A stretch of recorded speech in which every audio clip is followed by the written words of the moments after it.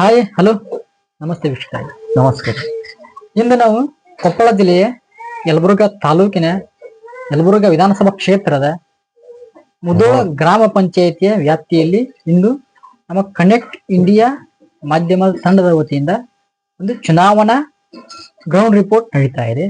ಈ ground report ನ ಉದ್ದೇಶ, ಮೂಲ ಅಜೆಂಡಾ ಏನಪ್ಪಾ ಅಂತಂದ್ರೆ ಮುಂಬರುವಂತಹ ಗ್ರಾಮ ಪಂಚಾಯಿತಿ ಆಗಿರ್ಬೋದು, ಪಟ್ಟಣ ಪಂಚಾಯಿತಿ ಆಗಿರ್ಬೋದು, ಪುರಸಭೆ ಆಗಿರ್ಬೋದು, ನಗರಸಭೆ ಆಗಿರ್ಬೋದು ಮತ್ತು ತಾಲೂಕು ಪಂಚಾಯಿತಿ, ಜಿಲ್ಲಾ ಪಂಚಾಯಿತಿ ಮತ್ತು 2028ರ ವಿಧಾನಸಭಾ ಕ್ಷೇತ್ರದ ಚುನಾವಣೆ ಆಗಿರ್ಬೋದು. ಈ ಚುನಾವಣಾ ವಿಷಯಗಳಲ್ಲಿ ಒಂದು ನಮ್ಮ ಕನೆಕ್ಟ್ ಇಂಡಿಯಾ ಮಾಧ್ಯಮ ತಂಡದಿಂದ ಒಂದು ಗ್ರೌಂಡ್ ರಿಪೋರ್ಟ್ ನಡೀತಾ ಇದೆ. ಈ ಗ್ರೌಂಡ್ ರಿಪೋರ್ಟ್ ನಲ್ಲಿ ಮುಧೋಳ ಗ್ರಾಮ ಪಂಚಾಯಿತಿಯ ಸದಸ್ಯರಾದಂತಹ ಶ್ರೀಯುತ ಚನ್ನಬಸಯ್ಯ ಗುರುಬಸಯ್ಯ ಪೂಜಾರ್ ಅವರು ಇಂದು ನಮ್ಮ ಜೊತೆ ವಿಶೇಷ ಸಂದರ್ಶನದಲ್ಲಿ ಭಾಗಿಯಾಗಿದ್ದಾರೆ. ಈ ಸಂದರ್ಶನದಲ್ಲಿ ಅವರು ಯಾವ ರೀತಿಯಾಗಿ ರಾಜಕೀಯಕ್ಕೆ ಬಂದ್ರು, ಅವ್ರ ರಾಜಕೀಯಕ್ಕೆ ಬರುವುದಕ್ಕೆ ಮೂಲ ಕಾರಣ ಯಾರು, ಅವ್ರ ರಾಜಕೀಯ ಗುರು ಯಾರು, ಅವ್ರ ರಾಜಕೀಯ ಬಂದ ಮೇಲೆ ಯಾವ ರೀತಿ ಕೆಲಸ ಕಾರ್ಯಗಳನ್ನ ಮಾಡ್ತಾ ಇದ್ದಾರೆ ಮತ್ತು ಅವರ ಪಕ್ಷದ ಬಗ್ಗೆ ಯಾವ ರೀತಿ ಅವರ ಅಭಿಪ್ರಾಯ ಇದೆ, ಮುಂಬರುವ ಚುನಾವಣೆಗಳಲ್ಲಿ ಅವ್ರು ಯಾವ ರೀತಿ ಎದುರಿಸ್ತಾರೆ, ಮತ್ತೆ ಈ ಗ್ರಾಮ ಪಂಚಾಯಿತಿ ಚುನಾವಣೆ ಬರುವಂತಹ ಸಂದರ್ಭದಲ್ಲಿ ಅವರು ಈಗ 5 ವರ್ಷದ ಆಡಳಿತ ಮಾಡ್ತಾ ಬಂದಿದ್ದಾರೆ. ಈ 5 ವರ್ಷಗಳಲ್ಲಿ ಅವರು ಯಾವ ರೀತಿ ಡೆವಲಪ್ಮೆಂಟ್ ಮಾಡಿದ್ದಾರೆ ಅನ್ನೋದನ್ನ ಅವರಿಂದಲೇ ಕೇಳಿ ತಿಳ್ಕೊಂಡ ಬನ್ನಿ ವೀಕ್ಷಕರೇ. ಸರ್ ನಮಸ್ತೆ. ನಮಸ್ಕಾರ ಸರ್. ನಿಮ್ಮ ಮಾತು ಪ್ರಾರಂಭ ಮಾಡೋಕ್ಕಿಂತ ಮುಂಚೆ ಸರ್ ತಮ್ಮ ಕಿರು ಪರಿಚಯ ಸರ್. ಸರ್ ತಮ್ಮ ಹೆಸರು, ತಮ್ದು ಯಾವೂರು, ತಾವು ಯಾವ ಗ್ರಾಮ ಪಂಚಾಯತಿ ಸದಸ್ಯರು ಸರ್? ಸರ್ ನಮ್ದು ಚನ್ನಬಸಯ್ಯ ಗುರುಬಸಯ್ಯ ಪೂಜಾರ್ ಅಂತ ಸರ್. Yes sir. ನಾವು ಮುಧೋಳ ಗ್ರಾಮ ಪಂಚಾಯತಿಯ ಸದಸ್ಯರು. ಓಕೆ ಸರ್, ತಾವು ಮುಧೋಳ ಗ್ರಾಮ ಪಂಚಾಯತಿ ಸದಸ್ಯರು ಸರ್. Yes sir. ಸರಿ ಸರ್. ಸರ್ ತಮ್ಮ ರಾಜಕೀಯ ಜೀವನ ಎಲ್ಲಿಂದ ಹೇಗೆ ಪ್ರಾರಂಭವಾಯಿತು ಸರ್? 2020ರಾಗ ನಮ್ಮ ರಾಜಕೀಯ ಒಳಗ ನಾವು ಮೂಲಭೂತ ನಾವು ರಾಜಕೀಯಕ್ಕೆ ಹೋಗಿದ್ವಿ ಸರ್. 2020ರಾಗ ನಮ್ಮ ಗುರು ಹಿರಿಯರಾದಂತ ಓಣಿಯಲ್ಲಿ ಎಲ್ಲ ಚಲೋ ಮನುಷ್ಯ ಅದನ್ನ ಅವಿರೋಧವಾಗಿ ಆಯ್ಕೆಯನ್ನು ನಾನು ಮಾಡಿದ್ದೆ. ಅವಿರೋಧವಾಗಿ ಆಯ್ಕೆ ಮಾಡಿದ್ರು. ಸರಿ ಸರ್. ಸರ್ ನೀವು ಆಯ್ಕೆಯಾಗಿದ್ದ ಮುಂಚೆ ಸರ್ ತಾವು ಯಾವ ಪಕ್ಷದಲ್ಲಿ ತಾವು ಕಾರ್ಯಕರ್ತರಾಗಿದ್ರಿ? ನಾವು ಬಿಜೆಪಿ ಪಕ್ಷದೊಳಗ ಕಾರ್ಯಕರ್ತ. ತಾವು ಬಿಜೆಪಿ ಪಕ್ಷದ ಕಾರ್ಯಕರ್ತ ಸರ್. ಬಿಜೆಪಿ ಪಕ್ಷದ ಕಾರ್ಯಕರ್ತರಾಗಿ 2020ರಲ್ಲಿ ತಾವು ಗ್ರಾಮ ಪಂಚಾಯತಿ ಚುನಾವಣೆಯ ಸ್ಪರ್ಧೆ ಮಾಡಿ ಅವಿರೋಧವಾಗಿ ಆಯ್ಕೆಯಾಗಿ ಈಗ ತಾವು ಮುಧೋಳ ಗ್ರಾಮ ಪಂಚಾಯತಿ ಸದಸ್ಯರಾಗಿ ಸರ್. Yes sir. ಸರಿ ಸರ್. ಸರ್ ತಾವು ಸದಸ್ಯರಾಗೋಕ್ಕಿಂತ ಮುಂಚೆ ಸರ್ ತಾವು ಚುನಾವಣೆ ಮಾಡ್ತಾ ಇರ್ತೀರಿ, ಚುನಾವಣಾ ಪ್ರಚಾರ ಮಾಡ್ತಾ ಇರ್ತೀರಿ ಸರ್. ಚುನಾವಣಾ ಪ್ರಚಾರ ಮಾಡುವಂತ ಸಂದರ್ಭದಲ್ಲಿ ತಾವು ಜನರಿಗೆ ಕೆಲವೊಂದು ಭರವಸೆಗಳನ್ನು ಕೊಟ್ಟಿರ್ತೀರಿ ಸರ್. ಸರ್ ನಾವು ಆಯ್ಕೆಯಾಗಿ ಬಂದ್ಮೇಲೆ ಈ ರೀತಿ ಕೆಲಸ ಕಾರ್ಯಗಳನ್ನು ಮಾಡಿಕೊಡ್ತೀವಿ ಅಂತ ತಾವು ಭರವಸೆಯನ್ನು ಕೊಟ್ಟಿರ್ತೀರಿ. ಆ ಭರವಸೆಗಳಲ್ಲಿ ತಾವು ಜನರಿಗೆ ಎಷ್ಟು % ತಾವು ಕೆಲಸಗಳು ಮಾಡಿದ್ರಿ, ಇನ್ನು ಎಷ್ಟು % ಬಾಗಿದೆ ಸರ್ ತಮ್ಮ ಹತ್ರ? ಸರ್ ಬಂದಂತ ಮನೆಗಳನ್ನು ಆಯ್ಕೆ ಮಾಡಿ ಕೊಟ್ಟಿರ್ತೀವಿ. ಓಕೆ.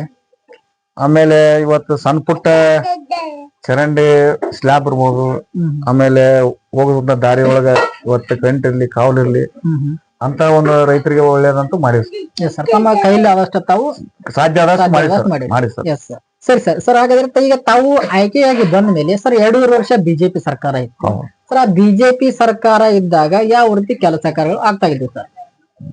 ಸರ್ ಬಿಜೆಪಿ ಸರ್ಕಾರ ಇದ್ದಾಗ ಡೆವಲಪ್ಮೆಂಟ್ ಮಾಡಾಕ ಒಂದ್ ಸ್ವಲ್ಪ ಇದಿತ್ತು ಸರ್. ಹಂಗಂತಂದ್ರೆ ಇವತ್ತ ಏನಾರ ಮಾಡ್ಬೇಕಾದ್ರೆ ಫಂಡ್ ಇರ್ತಿತ್ತು, ರಿಸರ್ವ್ ಫಂಡ್ ಅಂತಂದ್ರೆ.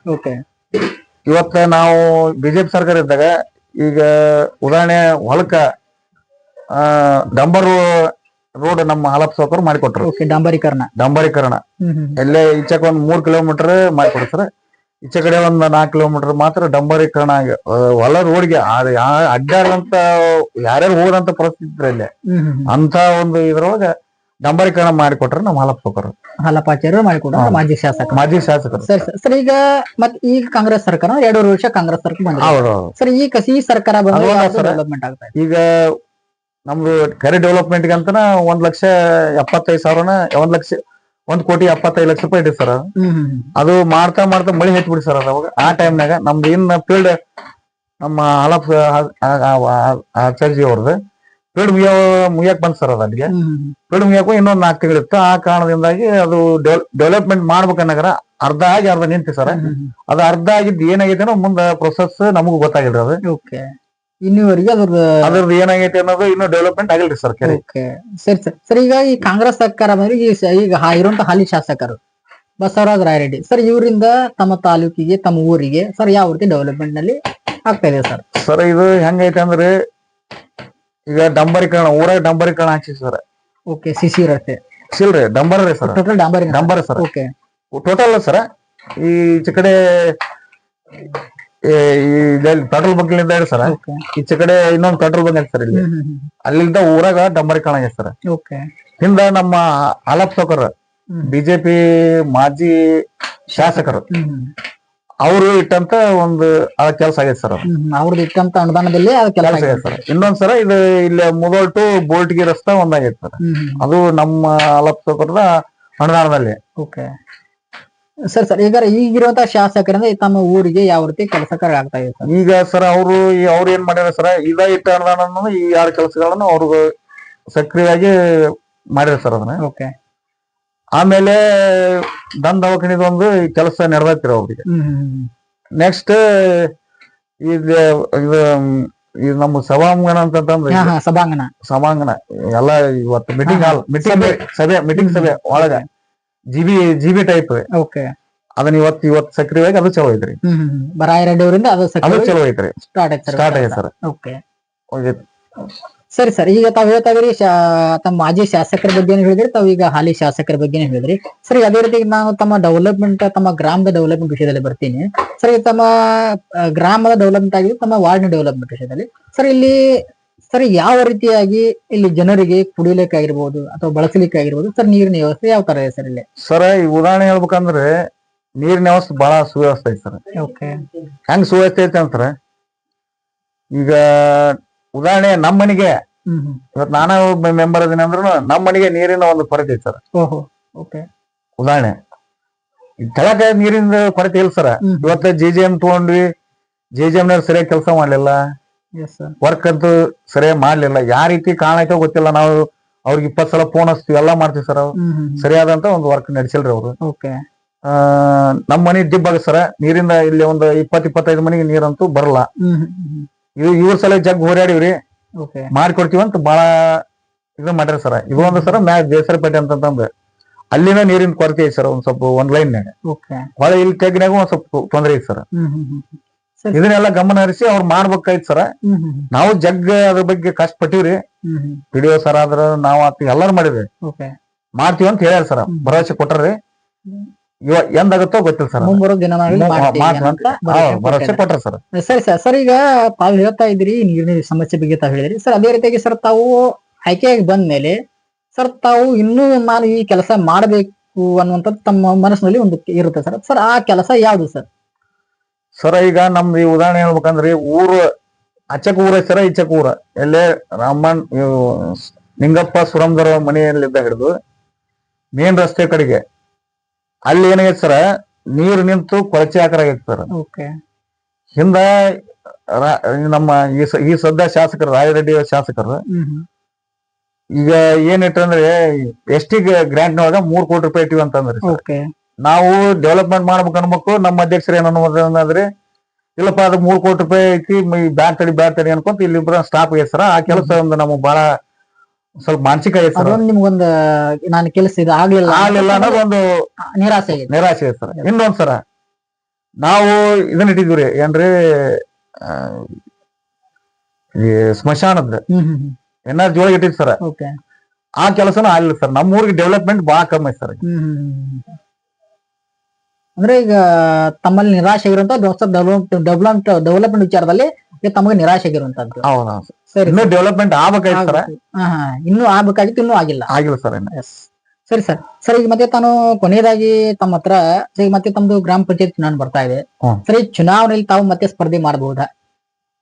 ನೋಡ್ರಿ ಸರ, ಈಗ ನಾವು ಚುನಾವಣೆ ಮಾಡಕ್ರಿ ನಾವು ಈ ಸದ್ಯ 5 ವರ್ಷ ಮಾತ್ರ ನಮ್ಮ ಯಾರೇ ನಮ್ಮ ರತನ್ ದೇಸಾಯಿ ಆಗಿರ್ಬೋದು, ನಮ್ಮ ರಾಜಣ್ಣರಾಗ್ಬೋದು, ನಮ್ಮ ಊರ ಹಿರಿಯರಾಗಿರ್ಬೋದು, ಅವರ ಒಂದು ಒಪ್ಪಿಗೆ ಮೇರೆಗೆ ನಾನು ಇಟ್ಟಿದ್ದೀವಿ ಸರ್. ಇವತ್ತ ನಿಂತು ಅವ್ರ ಬಲ ಬೆಳಕಿ ಮ್ಯಾಗ ಮಾಡಿದ್ದೇನ್ ಕರೆ ಸರ್. ನಮ್ BJP ಲೀಡರ್ಸ್ ಆಗಿರ್ಬೋದು, MLA ಆಗಿರ್ಬೋದು, MP ಆಗಿರ್ಬೋದು, ಇವತ್ತ ಅವರೆಲ್ಲ ಒಂದು ಇದ್ರ ಮ್ಯಾಗ ನಾವು ಮಾಡಿವಿ ಸರ. ಇನ್ನೊಂದ್ ಸ್ವಲ್ಪ ಡೆವಲಪ್ಮೆಂಟ್ ಆಗ್ಬೇಕಾಯ್ತು ಸರ. ಅದೇ ನಮ್ ಸರ್ಕಾರ ಇತ್ತಂದ್ರೆ ಡೆವಲಪ್ಮೆಂಟ್ ಆಕ್ಕಿತ್ತು ಅನ್ನೋದು ನನಗ ಭರವಸೆ ಐತಿ ಸರ್. ಸರಿ ಸರ್. ಹಾಗಾದ್ರೆ ಈಗ ಮತ್ತೆ ಮುಂದೆ ಚುನಾವಣೆ ಬರ್ತಾ ಸರಿ, ಚುನಾವಣೆ ವಿಷಯದಲ್ಲಿ ತಾವ್ ಜನರಿಗೆ ಏನ್ ಹೇಳಕ್ ಇಷ್ಟಪಡ್ತೀರಿ ಸರ್? ಜನರಿಗೆ ನೋಡಿ ಸರ್, ನಾವು ಡೆವಲಪ್ಮೆಂಟ್ ಮಾಡ್ತೀವಿ ಅಂತ ಭರವಸೆ ಕೊಟ್ಟಿರ್ತೀವಿ ಸರ್. ಓಕೆ. ಈಗ ಸರ್ಕಾರ ಉದಾಹರಣೆ ಹೆಂಗೈತೆ ಅಂದ್ರೆ ಗ್ಯಾರಂಟಿ ಸ್ಕೀಮ್ ಅಂತ ಅಂದ್ಬಿಡ್ತೀವಿ. ಅವ್ರು ತಾವ್ ಮಾಡಿದ್ದೆ ತಪ್ಪಲ್ಲ, ಮಾಡ್ಯಾರ ಅವ್ರು. ಓಕೆ. ಮಾಡ್ಯಾರ, ಅವ್ರಿಗೆ ಅದೊಂದು ದೊಡ್ಡ ದುರ್ಲಭನ ಐತ್ರಿ ಅವ್ರಿಗೆ. ಆ ಗ್ಯಾರಂಟಿ ಸ್ಕೀಮ್ ತಂದು ಇನ್ನು ಉಳಿದ ಕೆಲಸಕ್ಕೆ ತೊಂದರೆ ಈಡಾಗ ಪರಿಸ್ಥಿತಿ ಬಂದೈತೆ ಸರ್. ಸರ್ ಈಗ ತಾವು ಗ್ಯಾರಂಟಿ ಅಂತ ಹೇಳ್ತಾ ಇದ್ದೀವಿ ಸರ್. ಗ್ಯಾರಂಟಿಯಿಂದ ಜನರಿಗೆ ಅನುಕೂಲ ಇದೆ ಅಥವಾ ಅನಾನುಕೂಲ ಇದೆ ಸರ್ ಅದರಲ್ಲಿ? ಸರ ಅನುಕೂಲ ಐತಿ, ಅನಾನುಕೂಲ ಎರಡೂ ಇದೆ ಸರ್. ಅದು ಅನುಕೂಲನೂ ಐತಿ ಸರ, ಅನಾನುಕೂಲ ಅಂದ್ರೆ ಏನ, ಈಗ ಜನರಿಗೆ ಏನಂದ್ರೆ ಅದಕ್ಕೆ ಕೊಟ್ರೆ ಅನುಕೂಲ ಆತಪ್ಪ ಅಂತಾರ. ವಾರ್ಡಿನ ವಿಚಾರದೊಳಗೆ ನಾವು ಮೆಂಬರ್ಸ್ ಹೋದೇವ್ ಅಂದ್ರೆ ಅನಾನುಕೂಲನ ಐತಿ ಸರ್. Okay sir. ಅನಾನುಕೂಲ ಯಾವ ರೀತಿ ಇದೆ, ಅನುಕೂಲ ಯಾವ ರೀತಿ ಇದೆ? ಅನುಕೂಲ ಅಂತ ಸರ್, ಈಗ ವಾರ್ಡ್ ಉದಾಹರಣೆ ನಮ್ಮ ವಾರ್ಡ್ ನಿಂತ್ಬಿಟ್ರು, ಈಗ ಕೆಲಸ ನಿಂತ್ಬಿಡು ಸರ್. ಓಕೆ. ಈಗ ಅದ ಪಂಚಾಯತಿ ಅವ್ರು ಹಾಕಿದ್ರೆ ನಾವು ಮಾಡಿಸ್ತಿದ್ವಲ್ರಿ. ಅಂದ್ರೆ ಅನಾನುಕೂಲ ಅಂತ ಇಲ್ಲಿ ಬಜೆಟ್ ಇದು ಅನಾನುಕೂಲ. ಸರ್ ಅನುಕೂಲ ಅಂತಂದ್ರೆ ಈಗ ಅವರು ಈಗ ಸದಾ ವೋಟ್ ಹಾಕ್ತಕ್ಕಂಥವ್ರಿಗೆ ಏನಾಗಿತ್ತು ಅಂದ್ರೆ, ವೋಟ್ ಹಾಕರ್ಗೆ ಇವತ್ತು 2,000 ರೂಪಾಯಿ ಹಾಕ್ತಾರಲ್ಲಪ್ಪ, ಅದ ದೊಡ್ಡದನ್ನ ಲೆಕ್ಕದಾಗ ಹಂಗನು ಬರ್ತಾರ ಅದ. ಓಕೆ. ಇವತ್ತು ಬಸ್ ಚಾರ್ಜ್ ಫ್ರೀ, ಇದರಿಂದ ಹೆಣ್ಣು ಮಕ್ಕಳು ಅನುಕೂಲ ಅಂತಾರೆ. ಹೆಣ್ಣು ಮಕ್ಕಳು ಅನುಕೂಲ ಅಂತಾರೆ, ಓಕೆ ಓಕೆ. ಸರಿ. ಇದರಿಂದ ಗ್ಯಾರಂಟಿ ಯೋಜನೆ ಅನುಕೂಲ ಇದೆ, ಅನಾನುಕೂಲ ಇದೆ. ಅದು ಮಾಡ್ಕೊಳ್ಳುವಂಥದ್ದು ಇರುವಂತದ್ದು ಅಂದ್ರೆ ಅನುಕೂಲ ಬೇಕಾದ್ರೆ ಅನುಕೂಲ ಮಾಡ್ಕೋಬಹುದು, ಅನಾನುಕೂಲ. ಸರಿ ಸರ್. ಈಗ ಮತ್ತೆ ತಮ್ಮ ಗ್ರಾಮ ಪಂಚಾಯತಿ ಚುನಾವಣೆಗೆ ತಮ್ಮ ಜನ ಆಯ್ಕೆ ಮಾಡಿ ಕೊಟ್ರು ಸರಿ. ಕೊನೆಯದಾಗಿ ತಮ್ಮನ್ನ ಆಯ್ಕೆ ಮಾಡಿ ಕೊಟ್ಟಿರಂತ ಜನರಿಗೆ ತಾವ್ ಏನ್ ಹೇಳಕ್ ಇಷ್ಟಪಡ್ತೀರಿ ಸರ್? ನೋಡ್ ಸರ, ಈಗ ನಮ್ದು ಈಗ ನಾವು 5 ವರ್ಷ ಸರ್ಕಾರ ಇವತ್ತ ಪಂಚಾಯತಿ ಆಡಳಿತವನ್ನು ನಡೆಸಿದ್ವಿ ನಾವು. ಇವತ್ತು 2.5 ವರ್ಷದಿಂದ ಬಿಜೆಪಿ ಸರ್ಕಾರ ಮಾಡ್ತೇವೆ, 2.5 ವರ್ಷ ಕಾಂಗ್ರೆಸ್ ಸರ್ಕಾರ ಮಾಡ್ತೇವೆ. 2.5 ವರ್ಷ ಕಾಂಗ್ರೆಸ್ ಬಿಜೆಪಿ ಸರ್ಕಾರ ಮಾಡಿದ ಹೊತ್ತಿನಾಗ ಇವತ್ತು ಫಂಡ್ ಇರ್ತೈತ್ರಿ ಪಂಚಾಯತ್ಗೆ. ನಮ್ಗ ಅನುಕೂಲ ಇತ್ತು ಮಾಡಕ, ಯಾವ್ದನ್ನ ಅನುಕೂಲ ಇತ್ತು ಸರ್. ಇವತ್ತಿನ ಮಿತಿ ಒಳಗ ಬಜೆಟಿನ ತೊಂದರೆ ಬಾಳ ಐತಿ ಸರ್. ಕೆಲಸ ಕಾರ್ಯಗಳು ಅಷ್ಟು ಸ್ಪೀಡ್ ಆಗಿ ನಡೆಯವಲ್ಲ ಏನ್ ಸರ್. ಹಿಂಗಾಗಿ ತಾವು ಬಿಜೆಪಿ ಪಕ್ಷಕ್ಕೆ ಬೆಂಬಲ ಕೊಡ್ರಿ ಅನ್ನೋ ಮಾತನ್ನ ನಮ್ದು ಐತಿ ಸರ್. ತಾವು ಜನರಿಗೆ ಹೇಳಕ್ ಇಷ್ಟಪಡ್ತಾರೆ. ಸರಿ ಸರ್. ಇಲ್ಲಿಯವರೆಗೂ ತಮ್ಮ ಅಮೂಲ್ಯವಾದ ಸಮಯನ ನಮ್ಮ ಜೊತೆ ಹಂಚಿಕೊಂಡಿದ್ದಕ್ಕೆ ತಮಗೆ ಧನ್ಯವಾದ ಸರ್. ನಮಸ್ಕಾರ.